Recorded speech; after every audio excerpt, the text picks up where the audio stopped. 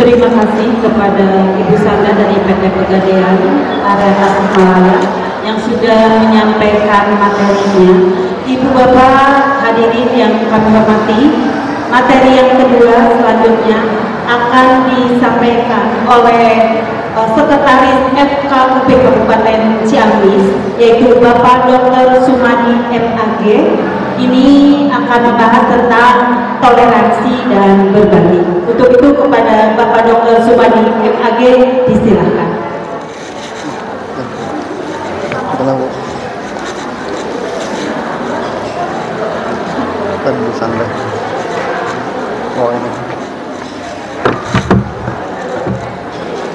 Bismillahirrahmanirrahim. Assalamualaikum warahmatullahi wabarakatuh.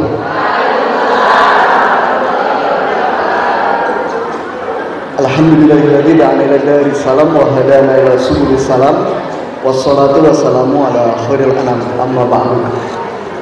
Qala Allah ta'ala fil Qur'anil Karim, a'udzu billahi minasy syaithanir rajim. Bismillahirrahmanirrahim. Inna a'tainakal kautsar fasholli li rabbika wanhar inna syani'aka huwal abtar. Yang sangat kami muliakan Ibu Ketua Gabungan Organisasi Wanita Kabupaten Ciamis, Ibu Dr. Randa Hajah Talbiah Munadi MH.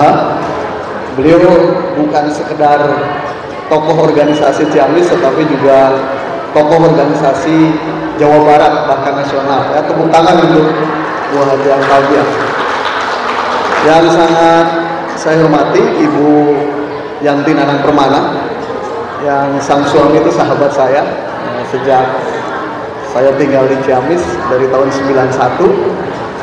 Kemudian Ibu dari Bayangkari, terima kasih sudah hadir. Bayangkara dari Kejaksaan, Pengadilan, dan semua ibu-ibu yang tergabung juga dalam Ikatan Pengusaha Muslimah Indonesia (IPMI), seluruh pengurusnya, terima kasih. Saya bersyukur pada pagi hari ini diminta oleh guru saya, Ibu Hajah Talbiah, dan tidak lupa di sini hadir, mohon maaf ini sahabat-sahabat saya, Ibu Wiji dari Badan Kesbangpol Ciamis, Pak Yayat dari Badan Kesbangpol Ciamis. Jadi Pak Yayat dan saya pada hari ini menjadi orang terganteng lah kira-kira begitu. Nah, ibu-ibu yang sangat saya hormati, tadi Bu Sandra sudah menyampaikan dari Pegadaian, Ibu, tentang investasi gitu ya. Memang hari ini banyak sekali hal-hal yang beritanya tidak bisa dipercaya. Sekarang sedang krisis kepercayaan. Jadi memang harus hati-hati juga memilih jenis-jenis investasi gitu. Memang ibu-ibu ini luar biasa ya. Kalau lihat survei-survei, lebih banyak mana yang tertipu, laki-laki atau perempuan dalam konteks investasi. Nah, ternyata lebih banyak perempuan atau ibu-ibu. Tapi nanti ada survei-survei yang hebat, ibu-ibu lebih hebat dari laki-laki begitu. Makanya saya agak nervous kalau bicara di depan ibu-ibu ini, karena ibu-ibu saya semua dan guru-guru saya semua. Makanya dalam hadis Nabi itu ibu itu 3 kali disebut, ummuka, summa ummuka, 3 kali, baru abuka, bapakmu. Artinya penghargaan terhadap ibu itu 3 kali lipat ya, penghargaan terhadap perempuan itu 3 kali lipat dibanding dengan laki-laki. Halo ibu-ibu, halo. Oh ya, memang di sini mah dekat pasar Bu ya, dekat tempat belanja, mungkin sudah nggak sabar ingin ke Ria Busana, nih ya, ingin ke mana lagi, Jogja. Jadi sedikit agak ramai nih, gitu. Siap ibu-ibu untuk ya nanti beberapa kesempatan ke depan untuk kita sama-sama belajar bersama, ini bukan menggurui ya. Nah ibu-ibu, saya sangat bahagia juga bahwa ini organisasi wanita atau perempuan. Dalam kajian-kajian sosiologi antropologi itu ada 2 istilah menyebut ibu-ibu. Ada wanita, ada perempuan gitu. Ada wanita, ada perempuan. Kalau wanita itu makanya 1970 itu Pak Harto membuat Dharma Wanita. Jadi cenderung, mohon maaf ibu-ibu ya, wanita itu ya hanya diwawa dan ditata menjadi pajangan-pajangan yang tidak berdaya gitu. Oleh karena itu ibu, kalau di sejarah-sejarah Yunani pantas nanti lihat para wanita itu fungsinya hanya sekedar pelayan apa? Laki-laki gitu. Bahkan dalam berbagai tradisi suku bangsa, suku Cina, Arab, termasuk Indonesia pada awalnya. Tapi begitu saya hadir di ruangan ini ternyata wah, ibu-ibu tidak seperti definisi wanita gitu, tapi seperti definisi perempuan. Nah, kalau perempuan itu asal katanya dari pengampu, empu. Empu itu artinya apa? Mampu, hebat, kompeten, bisa berdiri. Nah, jadi bukan laki-laki saja yang bisa berdiri, tapi juga apa? Perempuan. Makanya perempuan itu sebutan kepada ibu-ibu yang sangat berdaya gitu, sangat berdaya. Nah, oleh karena itulah terima kasih ibu-ibu, hari ini saya dipertemukan di depan ibu-ibu yang sangat berdaya, luar biasa begitu. Tadi ada 61 organisasi wanita, kemudian hari ini hostnya adalah IPMI, pengusaha. Tadi saya lihat ibu-ibu juga main keyboard sekaligus nyanyi gitu. Yang biasanya itu dominasi laki-laki, tapi sekarang sudah menjadi IPMI. Siapa dulu? IPMI dulu ya. Gitu. Ya. Sehingga pantas ibu-ibu survei di berbagai negara di dunia yang negaranya cepat move on, bahasa anak mudanya ya, cepat menyelesaikan permasalahan COVID-19, itu adalah negara-negara yang dipimpin oleh para perempuan. Nah, jadi perempuan itu memang sosok yang sangat hebat gitu. Nah, oleh karena itulah ibu-ibu yang sangat saya hormati, kecenderungan sekarang ke depan itu memang jangan salah, 5-10 tahun ke depan berbagai jabatan kepemimpinan itu akan lebih banyak dipegang oleh perempuan, karena perempuan lebih mulai lebih berdaya, lebih hebat dibanding dengan laki-laki. Nah, Bapak Ibu yang ibu-ibu yang sangat saya hormati, terkait tema hari ini tentang Idul Adha, toleransi dan berbagi. Nah, Bapak Ibu perlu saya sampaikan, Idul Adha ya, di kita itu kemarin sudah kita laksanakan 4 hari ke belakang, atau ada yang 5 hari ke belakang gitu. Ya, nanti saya akan bahas di aspek toleransinya. Tapi secara historis, ibu-ibu, bahwa Idul Adha itu dari segi namanya juga Adha. Adha itu bahasa Arab dari kata udhiyah, artinya penyembelihan. Sehingga hari raya Idul Adha itu ditandai dengan adanya penyembelihan hewan kurban. Nah, penyembelihan hewan kurban itu merujuk kepada tradisi siapa? Itu sesungguhnya Bapak Ibu yang sangat saya hormati, Idul Adha itu atau tradisi berkurban itu sesungguhnya sudah mulai sejak Nabi Adam, Bapak Ibu ya, sejak Nabi Adam. Jadi Nabi Adam tuh punya anak yang sangat terkenal namanya Kabil dan apa? Habil. Ibu-ibu ya, dua-duanya sudah diberi calon istri gitu. Kabil dikasih calon istri Layuda namanya, kemudian Habil juga dikasih calon istri namanya Iklimah. Tapi memang sosok yang paling cantik ini Iklimah gitu. Sehingga kemudian apa Bapak Ibu? Kabil nggak mau nikah sama Layuda, calon yang dipilihkan oleh bapaknya. Bapaknya bingung, dua-duanya ingin Iklimah. Nabi Adam bingung. Maka kemudian Nabi Adam berdoa kepada Tuhan yang Maha Kuasa, ya Bapak Ibu, berdoa, dan kemudian doanya itu supaya anaknya bisa soleh gitu, supaya bisa menerima atas pilihan bapaknya itu, pilihan orang tuanya, jodohnya masing-masing. Tetapi tetap tidak, maka kemudian Nabi Adam menyuruh anaknya berkurban, dan kurban yang diterima itu yang nanti akan mendapatkan seorang putri namanya Iklimah. Nah, Kabil Bapak Ibu berkurban, berkurbannya dengan hasil-hasil pertanian, karena dia seorang petani, tetapi mengabaikan kualitas. Jadi hasil pertanian yang dikurbankannya itu yang asal, yang kualitasnya jelek, yang kualitasnya tidak memenuhi standar gitu. Sampah lah bahasa lainnya. Sementara Habil, Bapak Ibu ya, berkurban dengan hewan ternak dengan yang kualitas terbaik gitu. Sehingga apa Bapak Ibu? Nah, kurban yang diterima adalah kurbannya siapa? Habil gitu. Nah, tradisi berkurban itu kemudian dilanjutkan di tradisi Nabi siapa Ibu? Ibrahim alaihis salam. Nabi Ibrahim alaihis salam, yang itu menjadi cikal bakal berbagai ritual, berbagai ajaran Islam yang hari ini kita laksanakan. Yaitu salah satunya adalah ibadah apa? Haji gitu. Nah, Bapak Ibu, peristiwa tentang sejarah Idul Adha yang ditandai dengan penyembelihan hewan kurban itu dimulai atau direkam di dalam Al-Quran surat As-Saffat ayat 99 sampai 111. Jadi kisahnya itu direkam di dalam Al-Quran. Nah, setiap kali kita dalam satu tahun memperingati Idul Adha, tentu yang paling penting adalah pelajaran apa yang kemudian bisa kita petik gitu ya. Kira-kira begitu Bu Haji ya.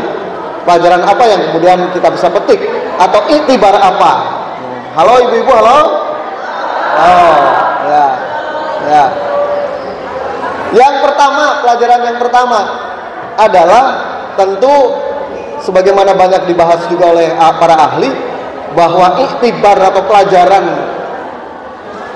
perayaan hari Idul Adha yang pertama itu adalah totalitas penghambaan diri kita kepada Allah Subhanahu wa taala gitu. Karena apa Bapak Ibu? Karena bayangkan dalam surat As-Saffat itu digambarkan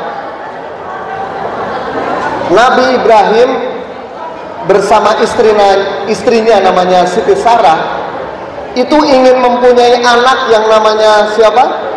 Ismail. Itu proses yang sangat panjang. Proses yang sangat panjang.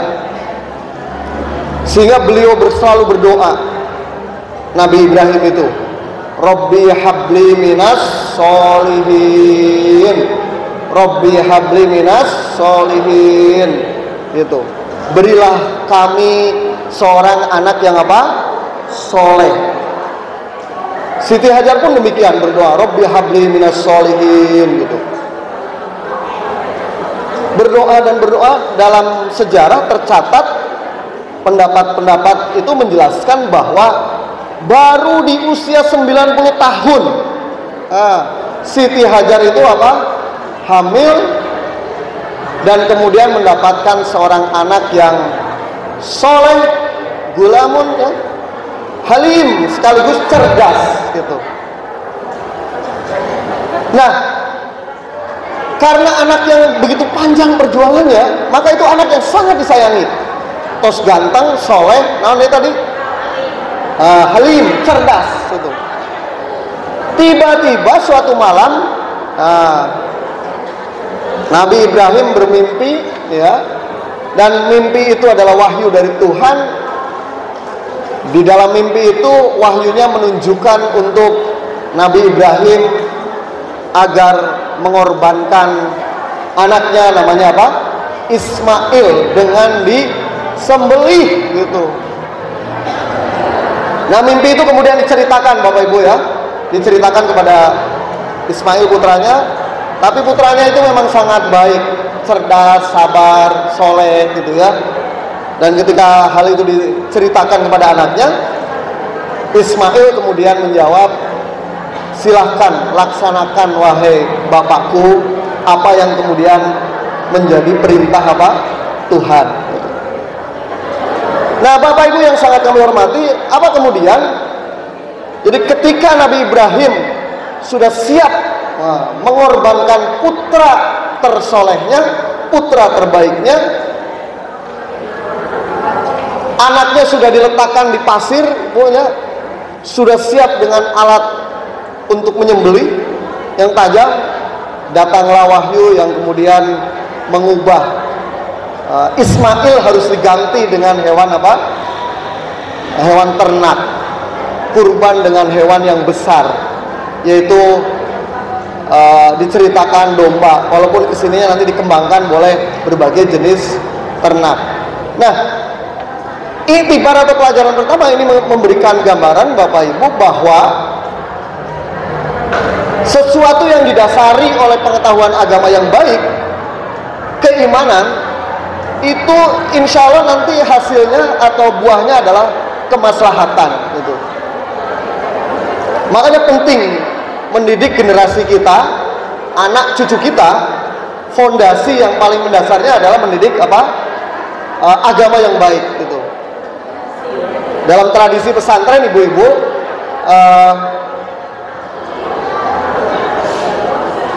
ibu-ibu ya, memang banyak ibu-ibu tuh multitasking, saya tahu itu ya. Sedang duduk di sini tapi mungkin bisa 10 pekerjaan yang harus dikerjakan sekaligus gitu. Jadi mohon maaf justru saya ini mengganggu waktu ibu-ibu ya. Nah, dalam tradisi pesantren, Ibu Hajah Talbiah nih yang sangat tahu, di dalam kitab Kifayatul Ahyar itu di kitab pembukanya ada mayyuridillahu bihi khairan yufaqihu fiddin gitu. Barang siapa yang ingin dikehendaki kehidupannya baik, itu diperkenalkan agama. Artinya agama yang dipraktekkan dalam kehidupan sehari-hari gitu ya. Bapak Ibu, riset dari Pew Research Center menunjukkan orang Indonesia mah ternyata orang yang paling religius sedunia gitu. Jadi paling percaya kepada Tuhan.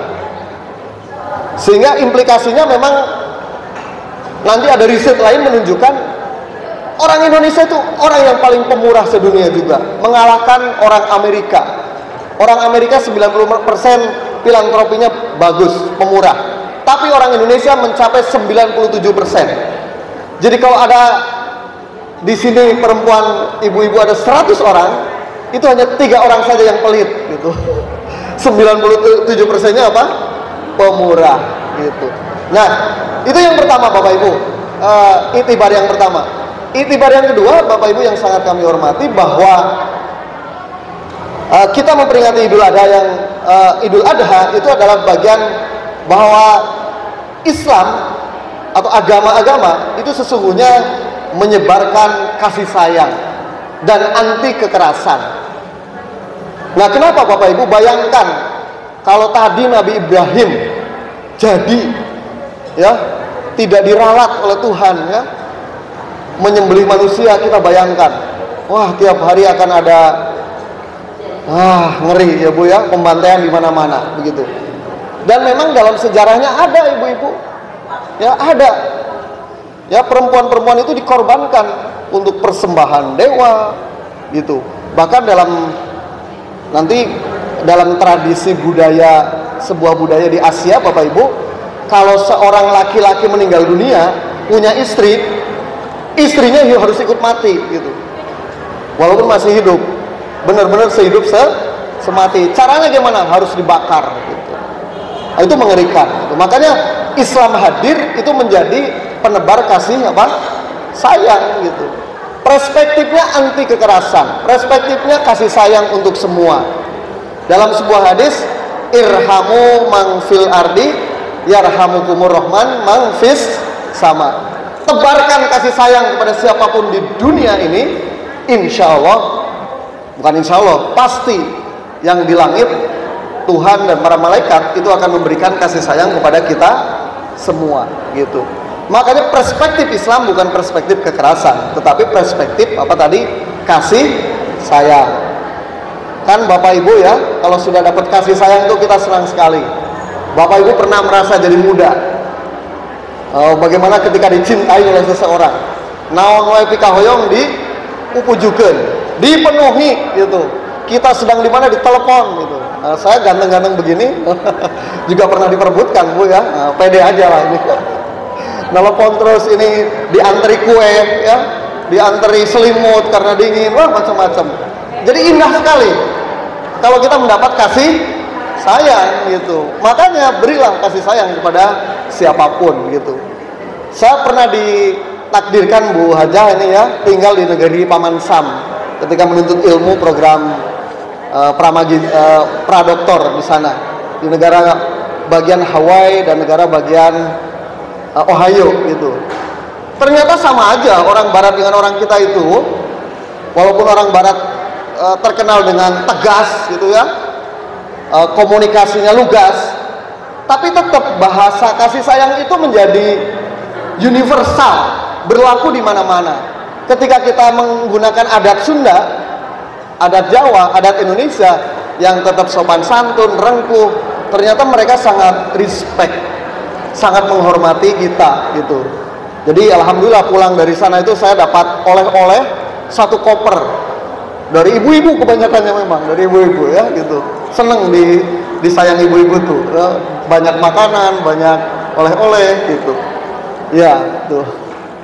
Nah kemarin sebelum pandemi juga ditakdirkan lagi Bu ya, di Australia, tinggal di Australia sana gitu ya. Ya lumayan lah, dari kampung ada pengalaman untuk keliling berbagai negara. Ini cerita sedikit dari ibu-ibu agak ini. Nah di sana juga sama ya, ibu-ibu ya.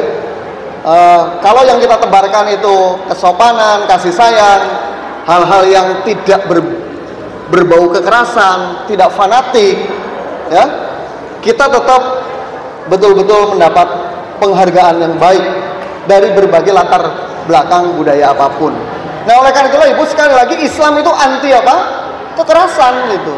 Nah sekarang saya di hot issue, berbagai catatan tahunan Komnas Perempuan menunjukkan bahwa siapa atau jenis kelamin mana manusia yang paling mendapat kekerasan? Ibu-ibu bisa jawab? Laki-laki atau perempuan?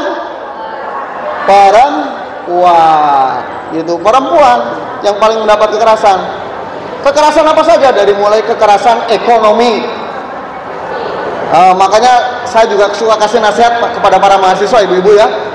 Mahasiswi, kamu itu supaya terhindar dari kekerasan itu harus mandiri secara ekonomi gitu. Harus pintar gitu. Mandiri ekonomi dan pintar itu modal. Laki-laki akan berhitung kalau akan melakukan apa? Kekerasan gitu. Berhitungnya juga 1000 kali gitu, beribu-ribu kali. Karena begini Bapak Ibu, survei-survei menunjukkan kenapa laki-laki melakukan apa? Kekerasan terhadap apa?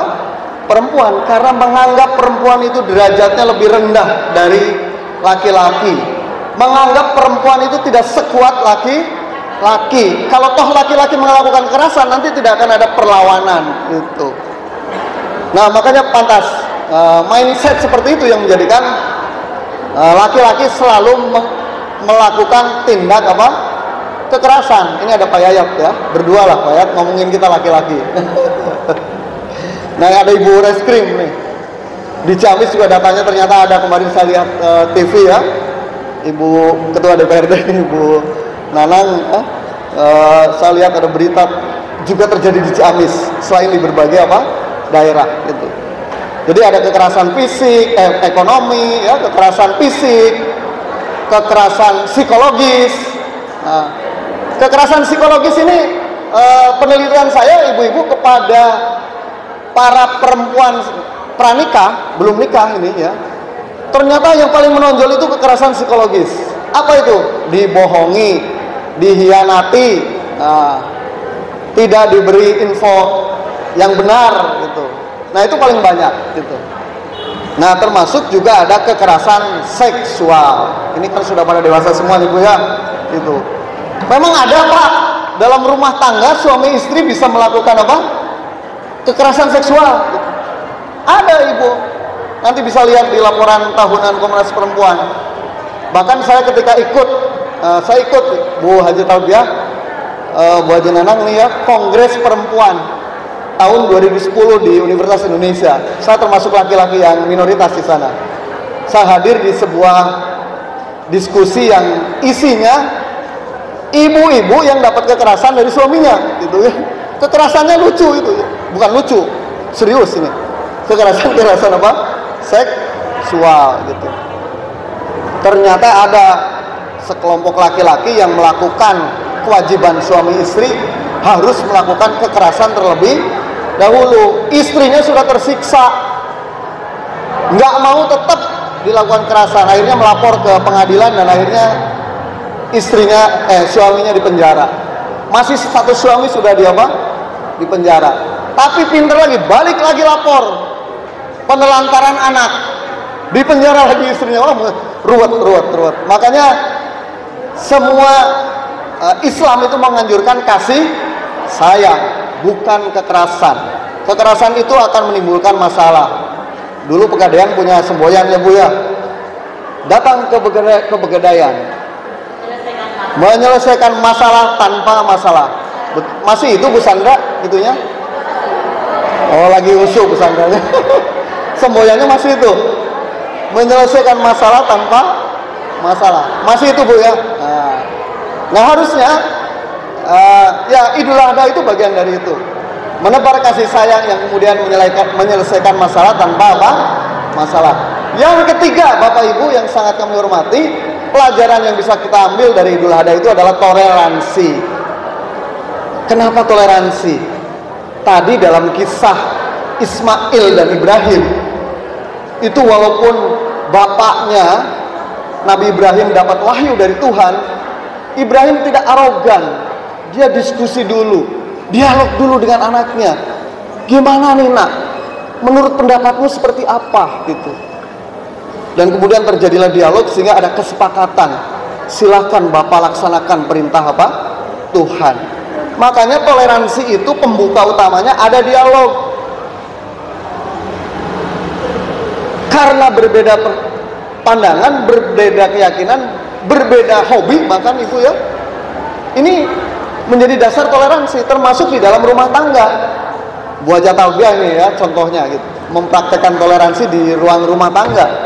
Karena harus dimulai dari rumah tangga Bapak Ibu ya. Bapak Ibu punya anak, mau sekolah kemana, itu jangan langsung didaftarkan, tapi ada dialog gitu. Iya itu. Bapak-bapak nih Pak Yayat ya, jangan memaksakan kita itu.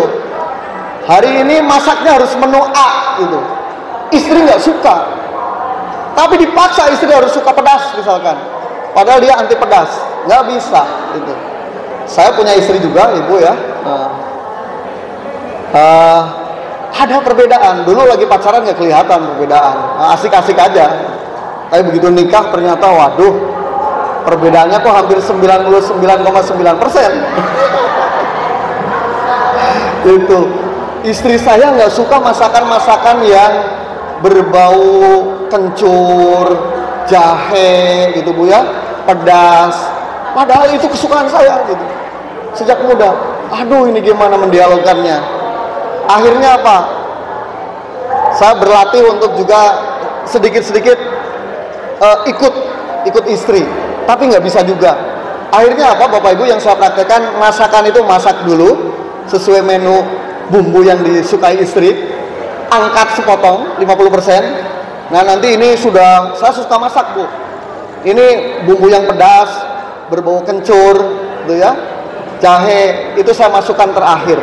Sehingga di meja makan tersaji 2 varian bumbu makanan gitu. Dan itu kemudian menjadi kita terbiasa saling menghargai hobi gitu. Karena Bapak Ibu, rumah tangga yang hancur, kita lihat TV kan, waduh, lihat YouTube bahkan ibu-ibu main mah untuk TV dayanya Bu Haji, YouTube tiap detik bisa nonton. Nah ternyata penelitian menunjukkan berbagai rumah tangga yang hancur itu karena ego masing-masing. Tidak ada toleransi di antara kedua belah pihak, yang itu kemudian menjadikan konflik itu, termasuk dalam konteks berbangsa, bernegara gitu. Ukraina melawan Rusia, itu ternyata ketika diselidiki ego dan kepentingan masing-masing, bukan kepentingan yang lebih luas gitu. Nah makanya survei nomor 1 penghancur rumah tangga itu nomor satunya adalah ego gitu. Makanya obatnya adalah harus toleran gitu, termasuk menghargai. Saya tidak berani ganggu istri kalau sedang anteng pegang HP. Kan antep sina khusuk gitu. Nanti kalau sudah 1 jam 2 jam baru saya toel. Nah gitu. Penelitian Litbang Kompas ibu-ibu ternyata memang itu HP itu lebih penting daripada hubungan suami istri. Itu cok ibunya mata kegesing wareg heula ulah maka diganggu. Mungkin mau nyaman. Sesuatu yang tidak dijalankan berdasar toleransi, Bu Sandra ya, mau raos gitu. Harus toleran keduanya. Nah, ibu-ibu yang sangat saya hormati, termasuk juga dalam berbagai pendapat dalam agama. Ini contoh menutup aurat. Biar jelas ini menutup aurat, Bu Haji ya. Ini bukan madhab baru, tapi bukan. Ulama-ulama Timur Tengah berpendapat menutup aurat itu all of in, sadaya. Bahkan kedah katingali panana wungkul seperti di masker gitu ya. Nah, tetapi ada lagi yang lebih apa namanya, lebih moderat gitu. Ulama-ulama ASEAN, ulama-ulama Eropa, ulama-ulama Indonesia itu ada yang berpendapat bahwa menutup aurat itu menggunakan pakaian yang terhormat di lingkungannya.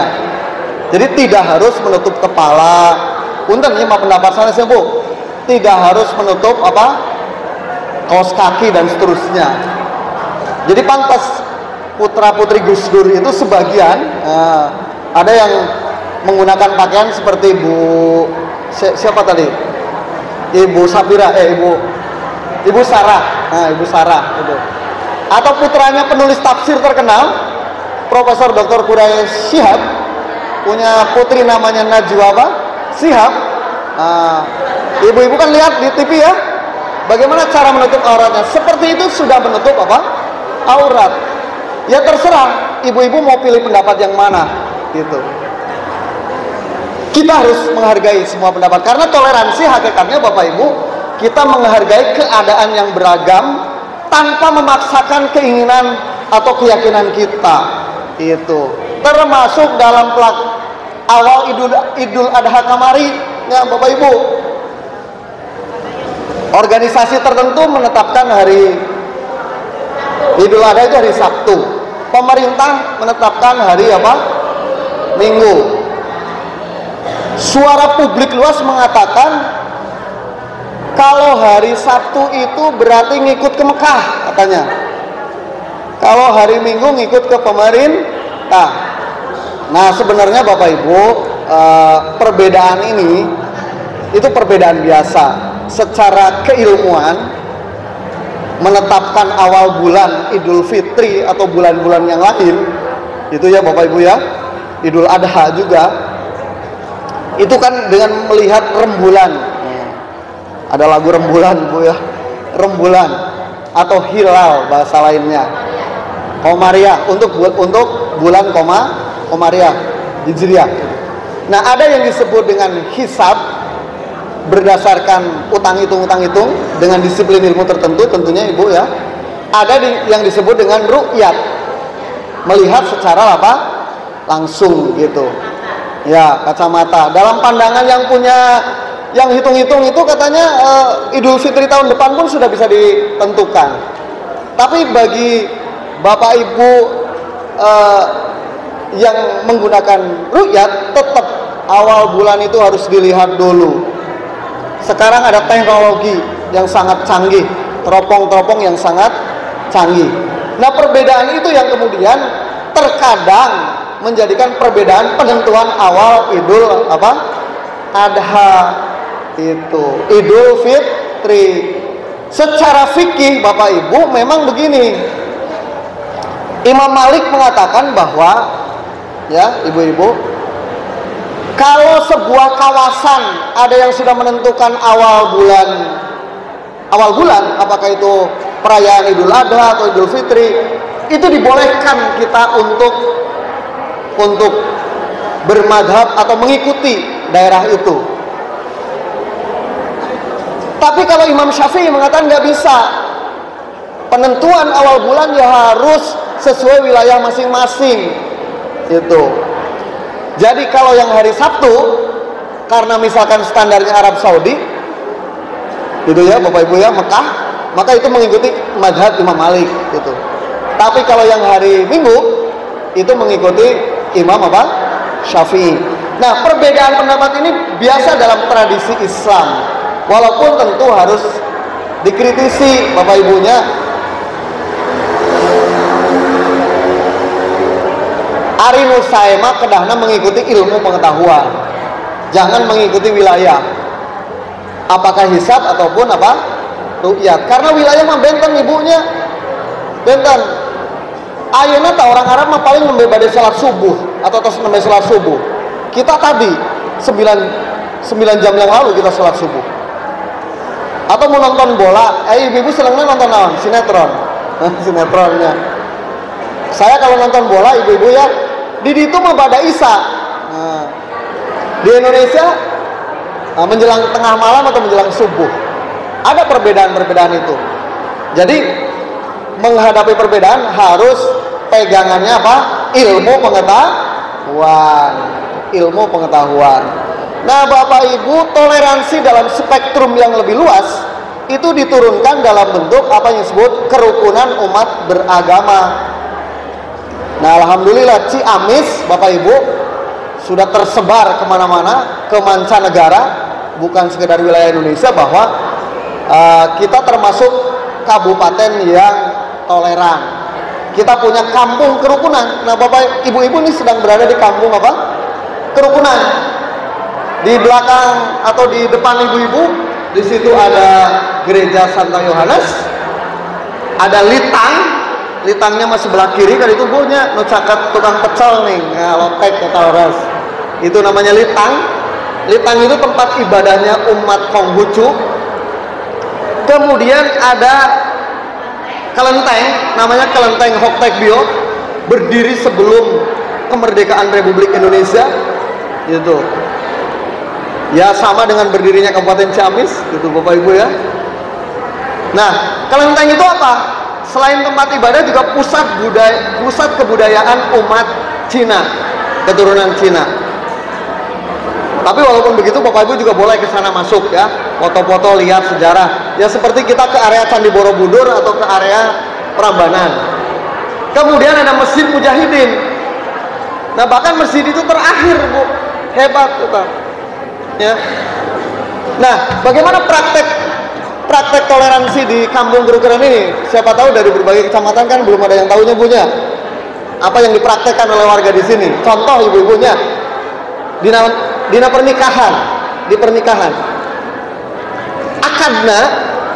Akadna kobil tuh itu ya, Bu. Akadna itu di masjid.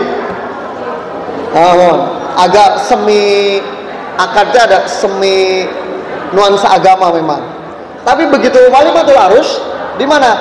Di aula kelenteng Hoktaekbyo, karena aulana agung luas gitu. Dan itu digunakan oleh warga gitu. Atau Jumatan di Masjid Al-Mujahidin. Parkirna di payunan gereja Santa Yohanes. Dan mereka sudah hidup berdampingan berpuluh-puluh tahun. Dan hebatnya ketua DKM-nya Bapak Ibu ya, Pak Asep itu, Pak Asep ya, kalau ada penceramah yang isinya memecah belah umat, itu langsung tidak akan dijadwalkan lagi ceramah di masjid itu. Wah, itu luar biasa. Supaya tetap apa? Rukun. Nah, kampung kerukunan. Jadi toleransi itu ditandai kita harus rukun antar umat beragama. Yang kedua ditandai dengan, nah, kampung kerukunan ini mohon bantuan Bapak Ibu-ibu semua.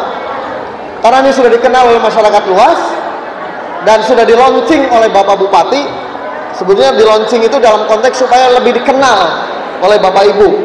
Yang itu kemudian didampingi oleh Badan Kes Bangpol Ciamis, FKUB, yang menjadikan Kampung Lebak ini menjadi kampung kerukunan. Selain juga Susuru Panawangan. Ayah, ibu-ibu itu Susuru?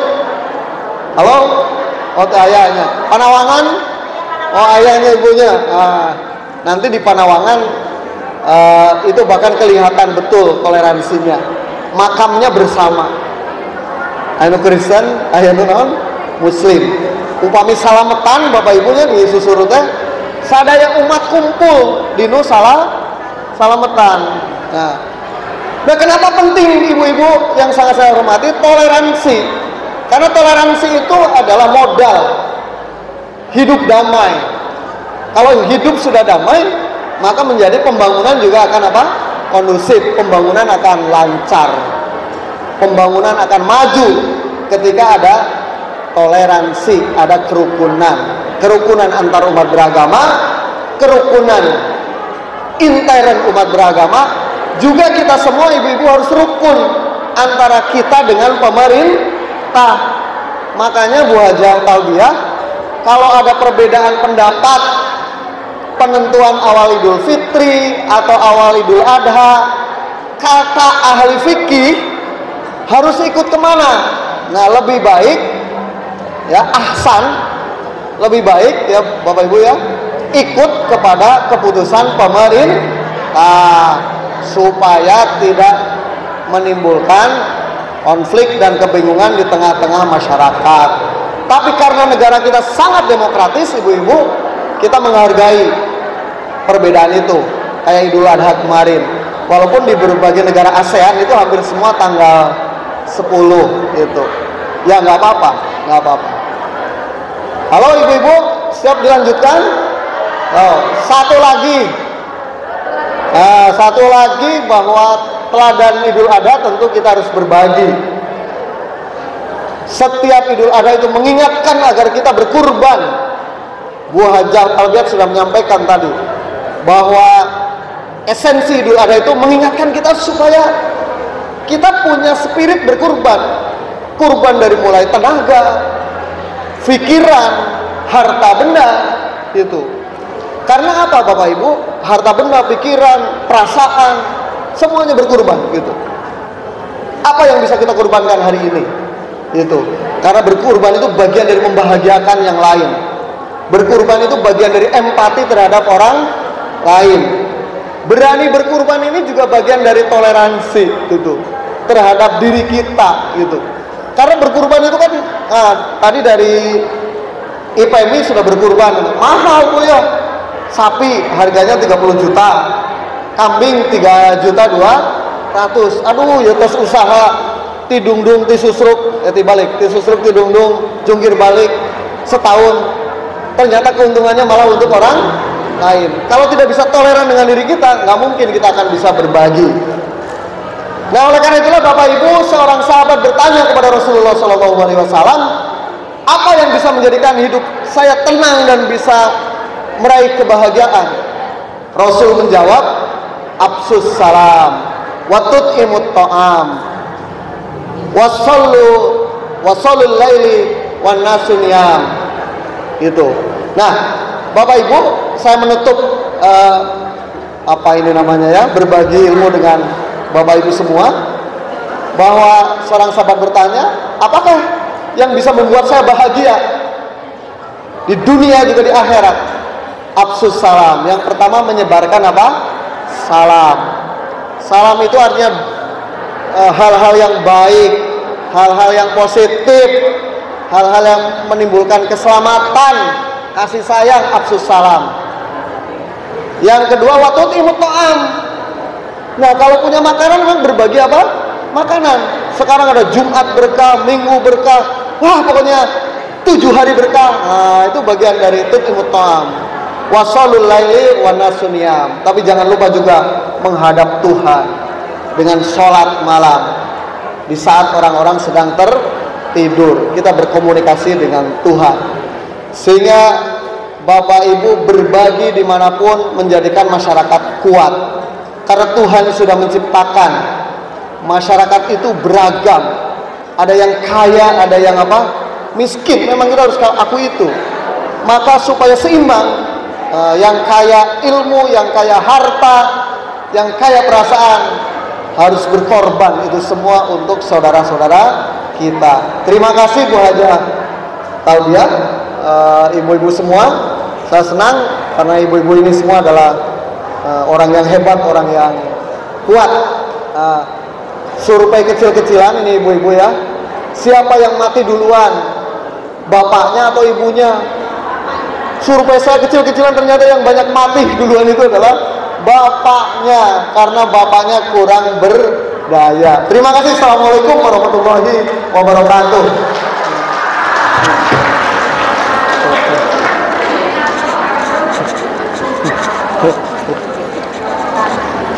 Aduh. Terima kasih kepada Nah, para semua di